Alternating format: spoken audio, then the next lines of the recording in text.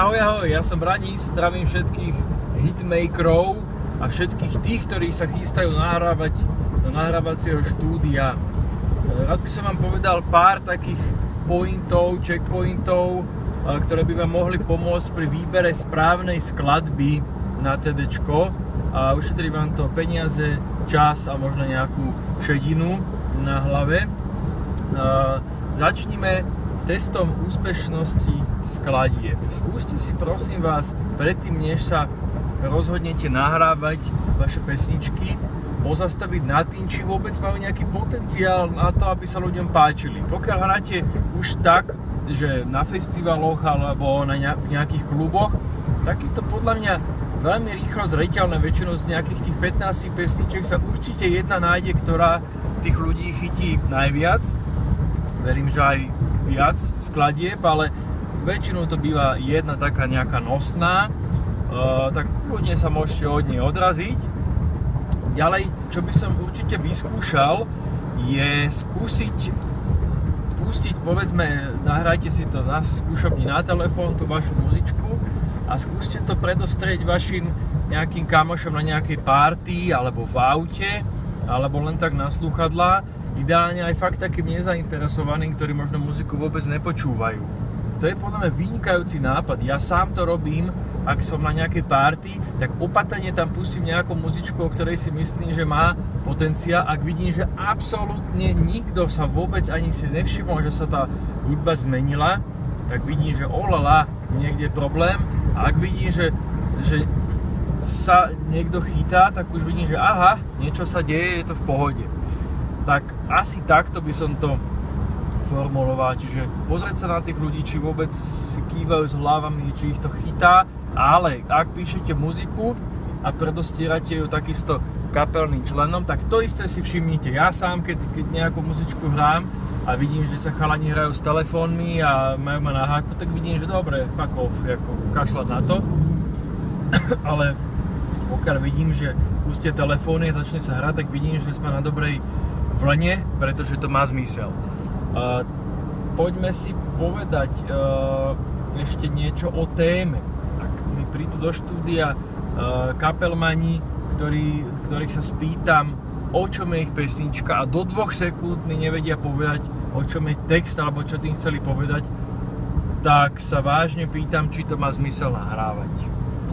To isté sa opýtajte, aby sami seba viete zhrnúť niekomu cudziemu, kto vás nepozná, o čom je tá pesnička. Ak nie, tak si myslím, že to nemá moc asi význam.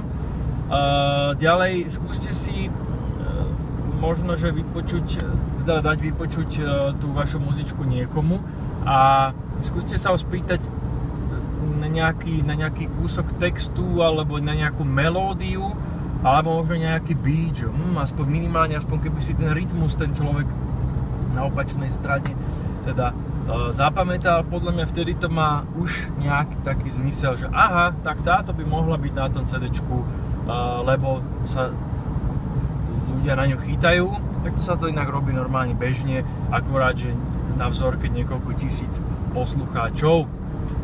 Prosím vás, dajte si bacha na originalitu. Bol som nedávno na súťaži kapiel Slovenská hudobná liga a teda bol som mierne zhrozený z toho, aká úroveň tam bola v tej originalite. Kopec tých kapiel bolo fakt, to boli skopírované veci, ktoré už to boli tisícekrát. Bolo to absolútne nudné, neoriginálne, nikto sa nebavil. Takže aj toto, pozor na to, aby to nebolo nejaké, že to, čo už tu bolo. Takisto si dajte pozor, prosím vás, na dĺžku skladby. Pokiaľ to má 10 minút, akože môže byť, pokiaľ ste nejaký halucinogénny rock'n'roll, ak hráte, tak jasné, aj pol hodinu, ale pokiaľ chcete hrať tak nejak na festivaloch a v takých normálnych medziach pre normálnych poslucháčov bežných, tak skúsme sa okolo 3 minút baviť asi. To by bolo ideálne, viac vám tí ľudia podľa mňa nevenujú. No a zaujímavá vecička ešte ma napadá, a to taká, že či to viete vôbec zahrať, ten váš nápad. Kopeckrát sa stane, že teda predtým, než kapelka príde k nám nahrávať, tak povieme samozrejme, aby si to poriadne nacvičili a tak, ale nakoniec sa zistí, že no ako sme to hrali, že tu sa hralo inak a tak to už zase ako v tom štúdiu sa dajú spraviť veci samozrejme, ale no, toto asi nie je správna cesta, ak sa tam dopisuje text na kolene, čo sa fakt veľmi krát stáva, tak takisto. Prosím vás, ešte jedna vec ma napadá. Častokrát sa stáva, že tí kapely, to je fakt náhodná zmes ľudí s rôznymi autoritami a s rôznymi históriami medzi tými ľuďmi. Môže sa stať napríklad, že basák vytvorí nejakú pesničku a ostatní, no tak zo slušnosti k nemu ju zahrajú, ale zase si myslím, že to asi není to správne.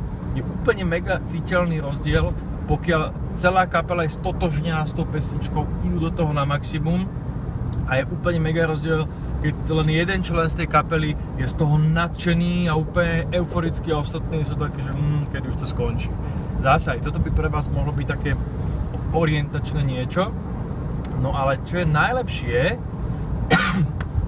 podľa mňa je, zahrať si to na ulici. Skúste si zahrať na ulici ten váš šláger.